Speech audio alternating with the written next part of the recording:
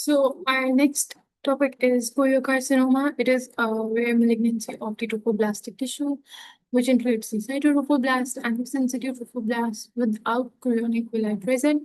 Most commonly occurs after an abnormal pregnancy, example, hydatidiform mole or abortion, and it can occur non-gestationally in neonates. It presents with abnormal uterine bleeding, HCG-mediated sequela, dyspnea, hemoptysis. Hematogen is spread to the lungs, which is called cannonball metastasis, and the treatment is methotrexate. This is the third pathology we're studying, which is treated with methotrexate, the first two being hydatidiform mole and um, ectopic pregnancy. So, an important thing here is the cannonball metastasis, which is the hematogenous spread of this malignancy to the lungs. And there is this is the histology for the malignant trophoblastic tissue, and this is the scan for spread to the lungs, cannonball spread.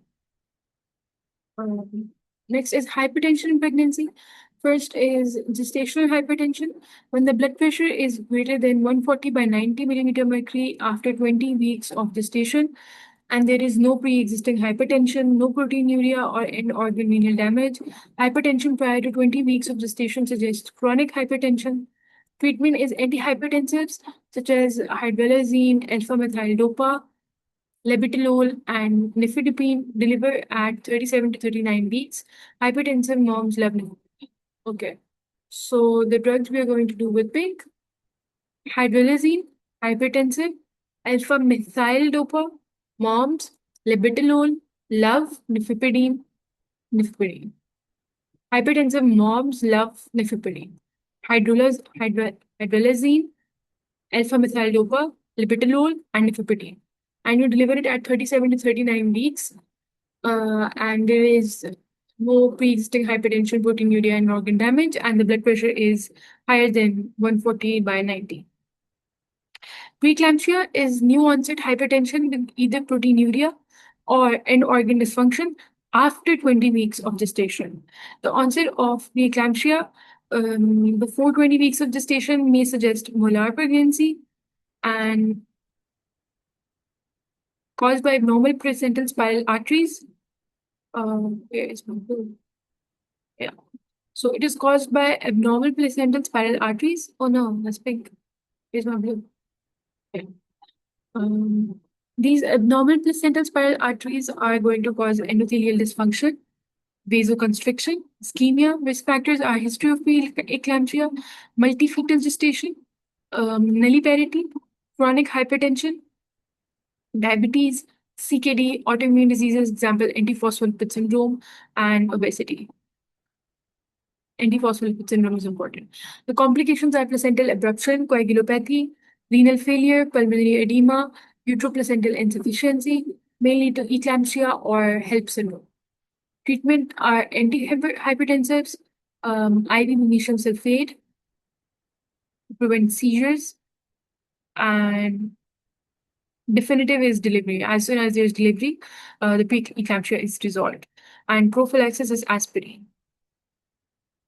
So gestational hypertension is before 20 weeks and the blood pressure is higher than 140 by 90 and there's no end organ failure or proteinuria, but preeclampsia is after 20 weeks and there is end organ failure as well as proteinuria and preeclampsia, and there is it if it occurs before 20 weeks with an organ failure and proteinuria, this hypertension, then it may be suggestive of molar pregnancy, and it is caused by abnormal spiral arteries that cause endothelial dysfunction, vasoconstriction, and ischemia. And the risk factors include there's a history of it, and then it affects the kidneys, which is chronic kidney disease, and it affects the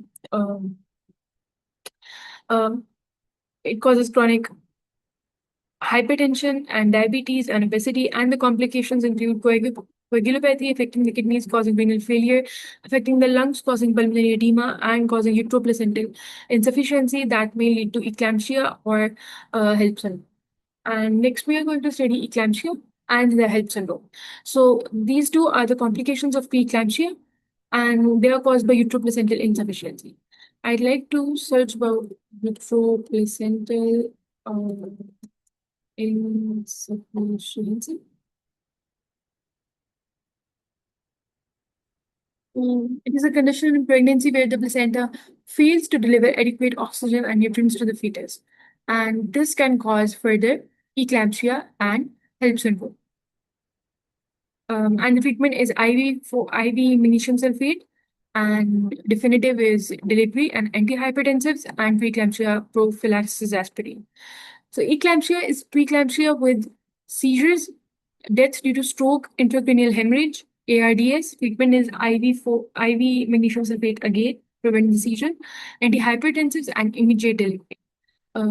The ARDS is respiratory distress syndrome, uh, acute respiratory distress syndrome, and it can be caused because of eclampsia. The HELP syndrome is preeclampsia with thrombotic microangiopathy of the liver. So preeclampsia with thrombotic microangiopathy of the liver is called, I just want to highlight that part, is called HELP syndrome. The H in HELP syndrome is for hemolysis. The E and L are for elevated liver enzymes, and the L and P are for low platelets. So there is thrombotic microangiopathy of the liver. It may occur in absence of hypertension proteinuria. That's where shows schistocytes can lead to hepatic subcapsular hematomas. And the rupture of these hematomas can lead to severe hypotension and DIC due to the release of tissue factor from injured placenta. And the treatment is immediate delivery. Hepatic subcapsular hematomas. Hepatic subcapsular, yes. A collection of blood between the liver parenchyma and its capsules. Between the parenchyma of the liver and a capsule right there. So this is hepatic subcapsular hematoma, and it is because of HELP syndrome, which is hemolysis, elevated liver enzymes, and low platelets, preeclampsia with thrombotic microangiopathy of the liver, and the treatment is immediate delivery. Next, we have supine hypertensive syndrome, also called aortocaval compression syndrome, seen at greater than 20 weeks of gestation. Supine position causes the compression of abdominal aorta and IVC by the gravid uterus, and this decreases the placental perfusion and can lead to pregnancy loss and decreased venous return, which causes hypertension, and it is relieved by left lateral decubitus position.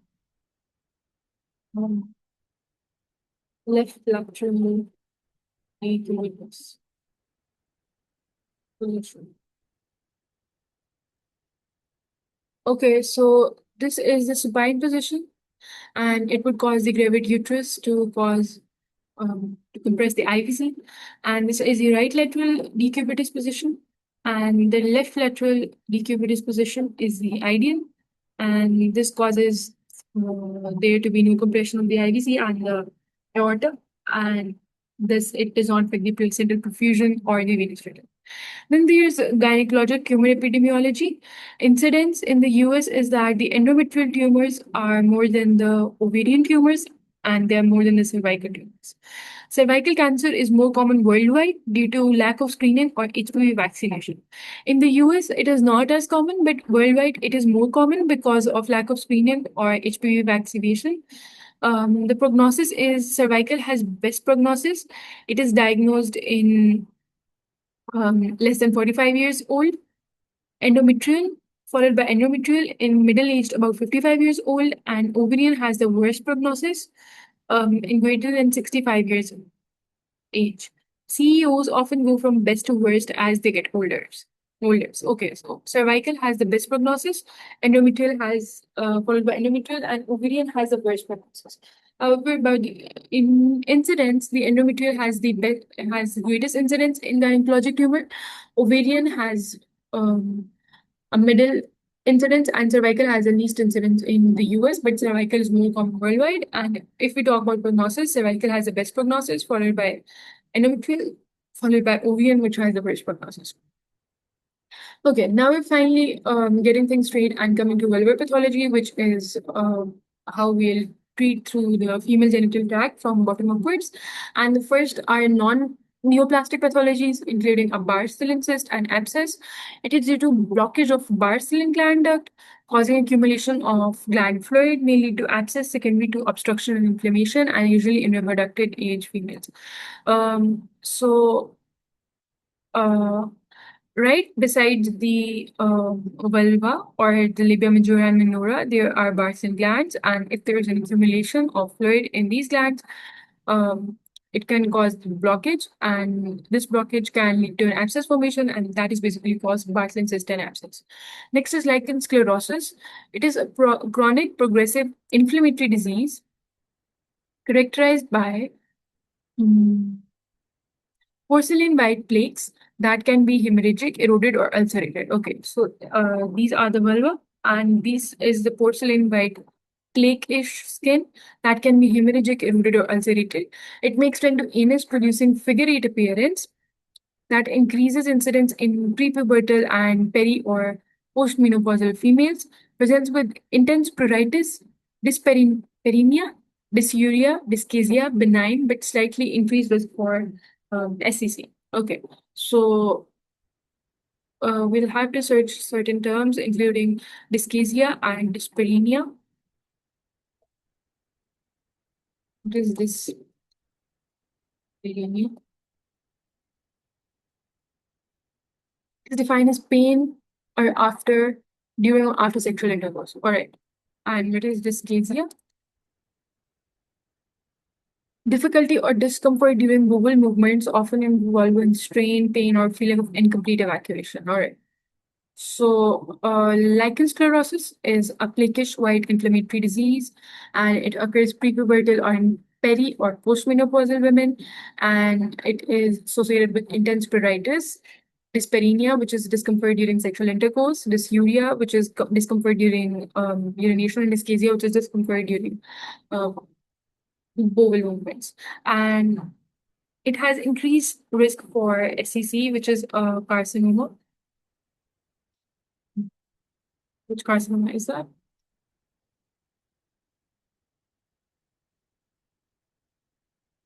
Squamous cell carcinoma, right? And it is benign, but it has slightly increased risk for squamous cell carcinoma. And then comes lichen simplex chronicus, which is hyperplasia of bulbar squamous epithelium.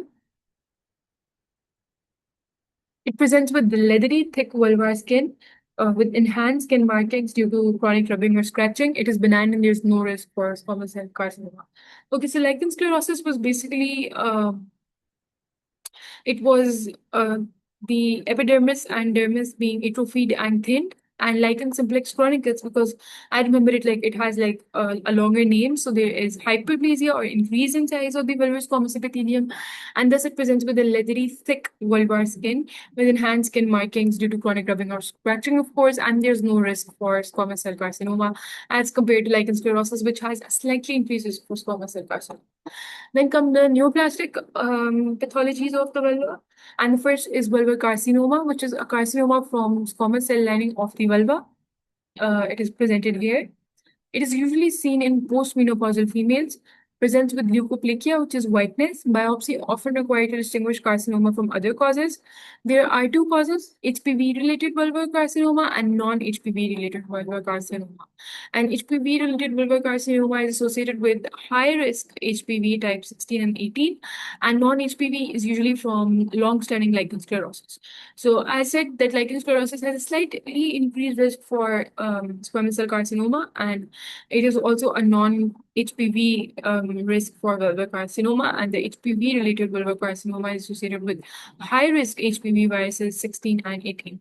The HPV viruses are classified into high-risk and low-risk viruses, and the high-risk viruses are causing the vulvar carcinoma. The second neoplastic pathology is extra-mammary Paget's disease. It is an intraepithelial adenocarcinoma. Um, Carcinoma in situ, low risk of underlying carcinoma versus Paget disease of the breast, which is always associated with Underlying carcinoma presents with pruritus, erythema, crusting, and ulcers. So this is the extramammary Paget's disease.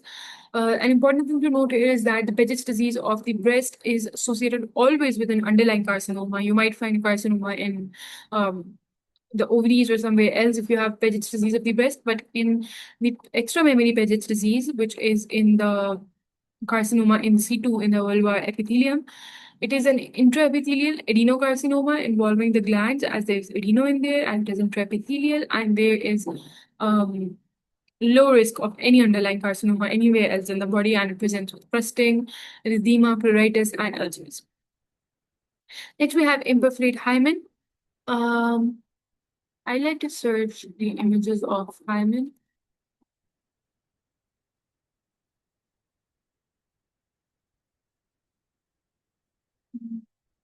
There, that one's like nice. This is an imperforate hymen. This is a septate hymen. This is a parous hymen. And oh no, this is a cribriform hymen. This is a crescentic hymen, and this is an annular hymen. So we are discussing imperforate hymen. It is incomplete degeneration of the central portion of the hymen, accumulation of vaginal mucus at birth. This causes self-resolving bulge in introitus. And if untreated, it leads to primary amenorrhea, cyclic abdominal pain, hematocolpos, which is the accumulation of menstrual blood in vagina, bulging and bluish hymenal membrane. All right. So there is degeneration, incomplete degeneration of the central portion, which causes accumulation of vaginal mucus, and there cannot be menstrual bleeding because there is no degeneration of the hymen and no passageway for the menstrual blood. And there's also cyclic abdominal pain and hematocolpos, which is the accumulation of menstrual blood in vagina, and again that causes bulging and bluish hymenal membrane. Then we come to vaginal tumors. There is squamous cell carcinoma, which is usually secondary to cervical carcinoma, and primary vaginal carcinoma is rare. So it is most likely due to secondary cervical. Sorry, it is most likely secondary to cervical squamous cell carcinoma. Then there is clear cell adenocarcinoma. It arises from vaginal adenosis.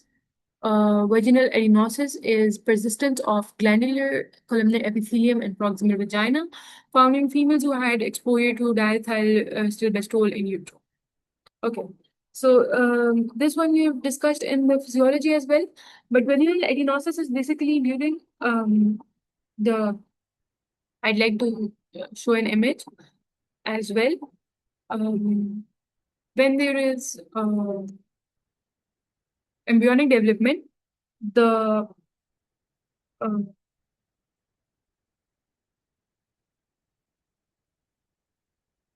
so there is the columnar epithelium in proximal vagina is replaced by the squamous epithelium. But if there is persistence of the glandular columnar epithelium in the proximal vagina, then it can lead to adenosis, and it occurs in females during development when they are exposed to diethyl stilbestrol.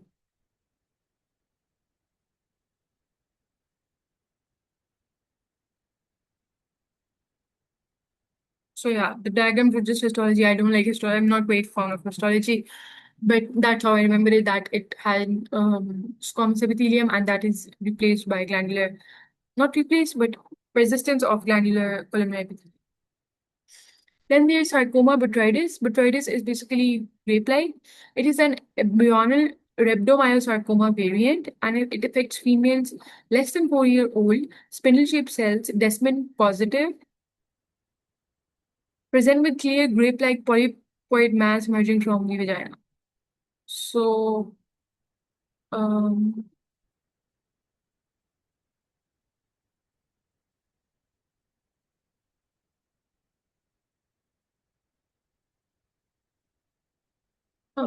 embryonal rhabdomyosarcoma is the most common soft tissue sarcoma in children, characterized by development of cancerous cells resembling embryonic skeletal muscle.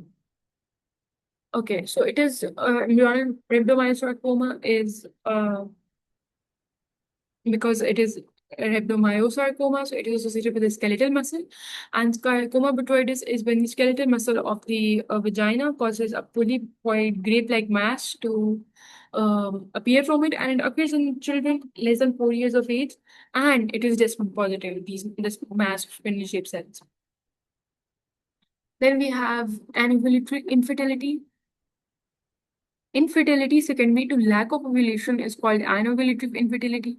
Its causes are PCOS, which is most common, primary ovarian insufficiency, hypogonadotropic hypogonadism, and hyperprolactinemia. Anovulation is normally in pregnancy, breastfeeding, and near menarche or menopause. So these are the normal conditions of anovulation when there's no ovulation. Pregnancy, during breastfeeding, near menarche, or menopause.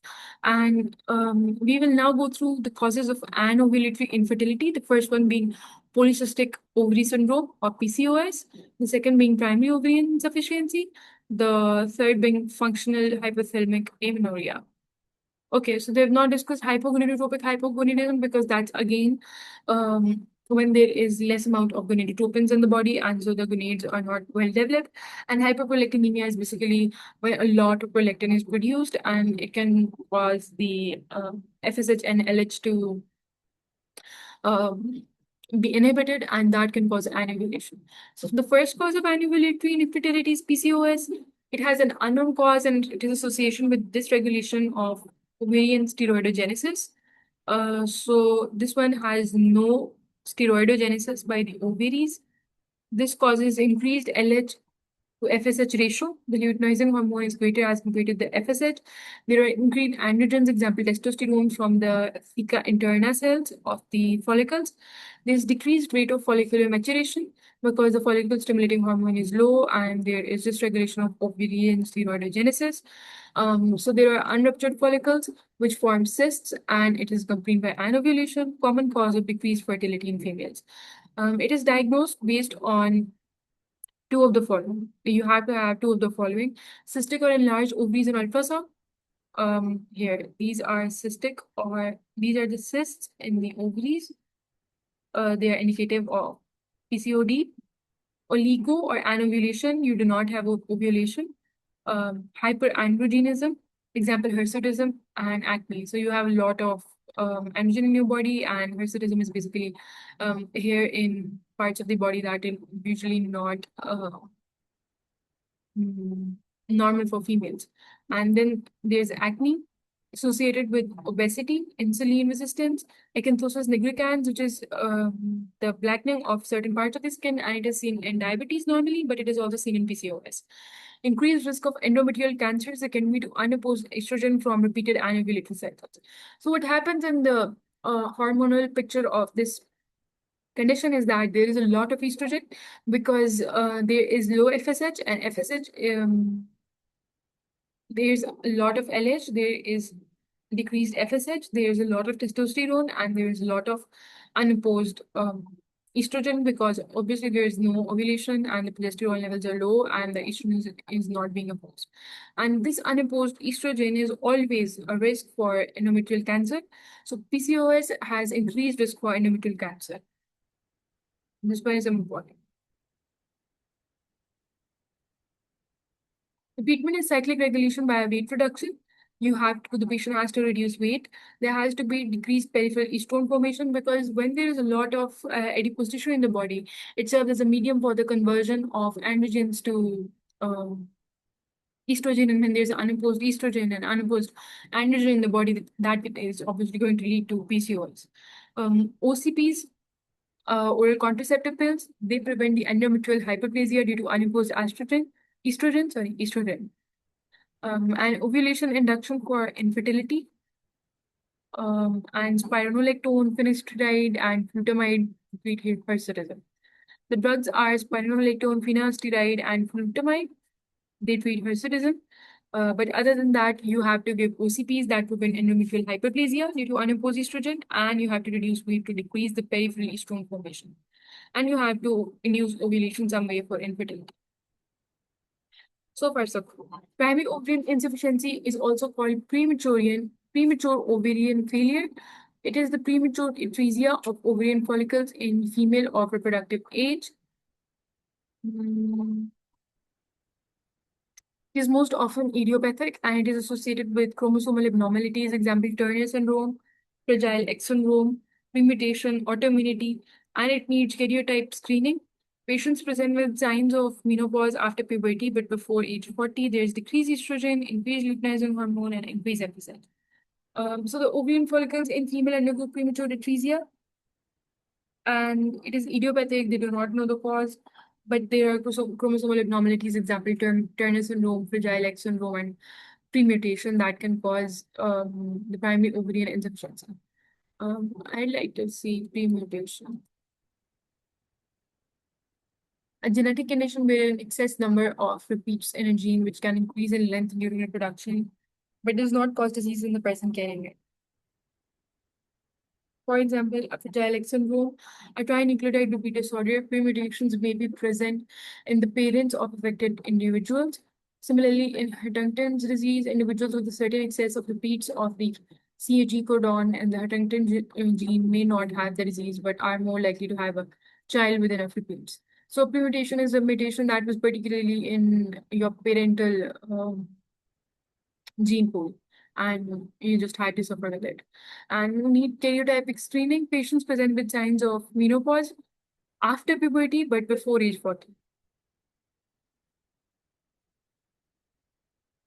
Okay, so there are early signs of menopause, and the estrogen is low, and the luteinizing hormone is increased, and the FSH is increased, and there's primarily premature atresia of ovarian follicles, and it is called a premature ovarian failure.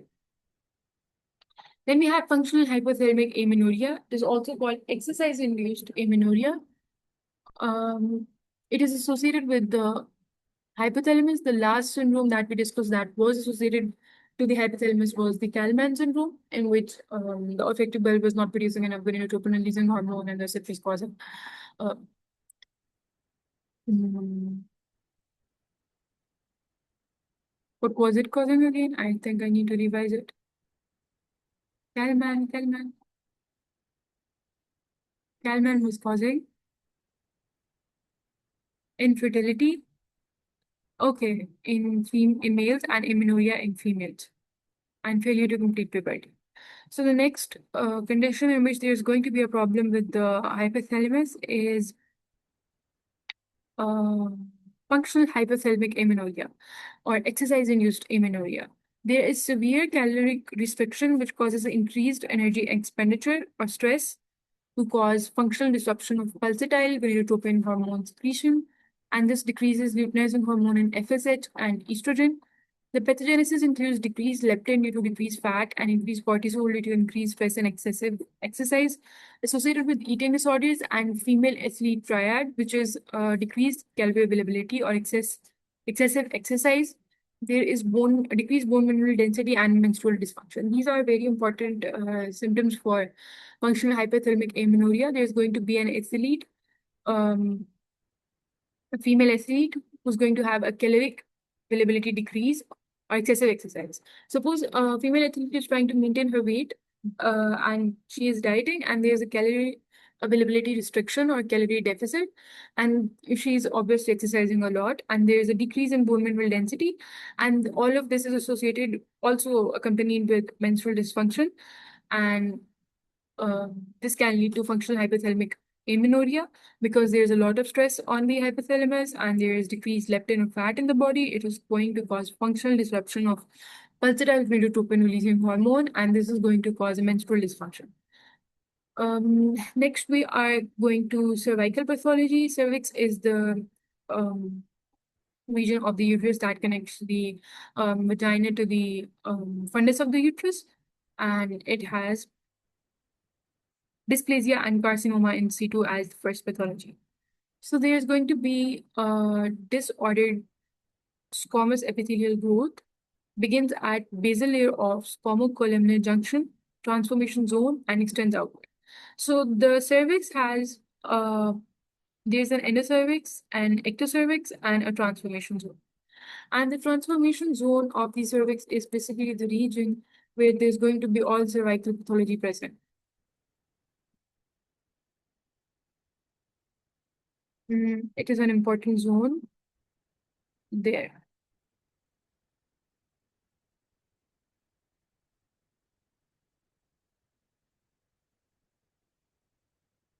there's some problem with the image, but this is the transformation zone. This is the ectocervix. The ectocervix is going to have squamous cells, and the transformation zone is going to have squamocolumnar cells. So there are going to be columnar cells and there are going to be squamous cells, both, and there are some reserve cells down there, and the endocervix is going to have columnar cells. So it has to have both the squamous cells and the columnar cells. So there's disordered squamous epithelial growth that begins at the basal layer of the squamocolumnar junction, which is the transformation zone, and extend outward. It is classified as CIN1, 2, or 3. Severe dysplasia or carcinoma in C2 is unlikely to return to normal, depending on extent of dysplasia associated with HPV 16 and 18, which are high risk HPV virus variants. They both produce the E6 gene product that inhibits TP53 and E7 gene product that inhibits PRB, 6 before 7, P before R. So HPV 16 and HPV 18 produce E6. HPV 16 produces E6 gene that inhibits TP53, and HPV 18 produces E7 gene that inhibits PRB. And there are chyloside cells with wrinkled vasanoid nucleus here and perinuclear halo. There is a halo here, perinuclear halo, and wrinkled appearance of the cells. These are known as chylosides. Chylosides, and these are going to be the characteristic for cervical cell dysplasia and carcinoma in situ. And they are pathognomic of HPV infection. They may progress slowly to invasive carcinoma if left untreated, typically asymptomatic, detected with Pap smear, or presents as abnormal vaginal bleeding, often postcoital. Risk factors are multiple sexual partners, HPV, smoking, early coitarchy, and DES exposure or immunocompromised, example, HIV or transplant.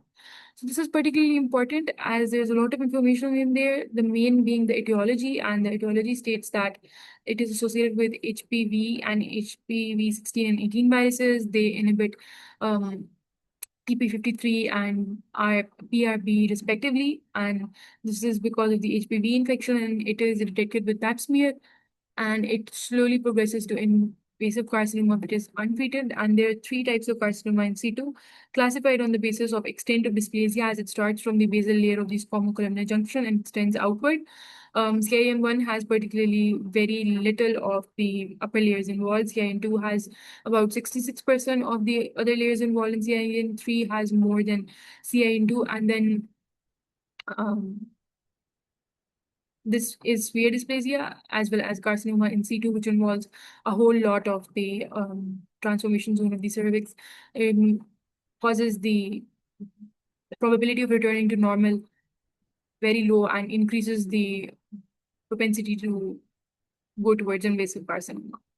Now, invasive carcinoma is often squamous cell carcinoma. Pap smear can detect cervical dysplasia before it progresses to invasive carcinoma. It is diagnosed via colposcopy and biopsy, and lateral invasion can block ureters that causes hydronephrosis and renal failure. During if the carcinoma invades the lateral side, it can block the ureters, and blocking of the ureters can cause hydronephrosis, and there would be renal failure. Now we take a look at colposcopy. It is a minor medical procedure that allows the doctor to examine the cervix, vagina, and vulva using a magnifying instrument called a colposcope. So you can diagnose invasive carcinoma of the cervix via colposcopy and biopsy. Primary dysmenorrhea is painful menses caused by uterine contractions to decrease blood loss, and it causes ischemic pain. It is mediated by prostaglandins. Treatment is NSAIDs, acetaminophen, and hormonal contraceptives. Okay. So, so far, I'd like to give a review of the carcinomas, neoplastic conditions we've studied. In the vulva, we studied vulvar carcinoma, which had HPV-related carcinoma and non-HPV-related carcinoma, which was because of long-standing lichen sclerosis, and the HPV-related carcinoma was due to HPV type 16 and 18. Then there was extramammary Paget's disease, that was an intraepithelial adenocarcinoma, and it had rarely any underlying carcinomas, and it was present with pruritus, edema, crusting, and ulcers. The next tumors that we studied were vaginal tumors, and they had to be squamous cell carcinomas, secondary to cervical squamous cell carcinoma, clear cell adenocarcinoma due to vaginal adenosis due to exposure to diethylstilbestrol, and sarcoma botryoides, which was a grape-like proliferation with Desmond positive embryonal rhabdomyosarcoma variant. And then we studied the causes of inovulatory infertility, which were PCOS, primary ovarian insufficiency, hypogonadotrophic hypogonadism, and hyperprolactinemia. Functional hypothalamic amenorrhea, which had a female feed triad, and the cervical pathology involving dysplasia, which could be classified into CIN 1, 2, 3, and it was associated with HPV 16 and 18, and their pathologies, and it could cause invasive carcinoma, which could be diagnosed with colposcopy and biopsy. And the cervical cell carcinoma was also a cause for squamous cell carcinoma in the vagina. That was about these carcinomas. We will continue the discussion in the next part.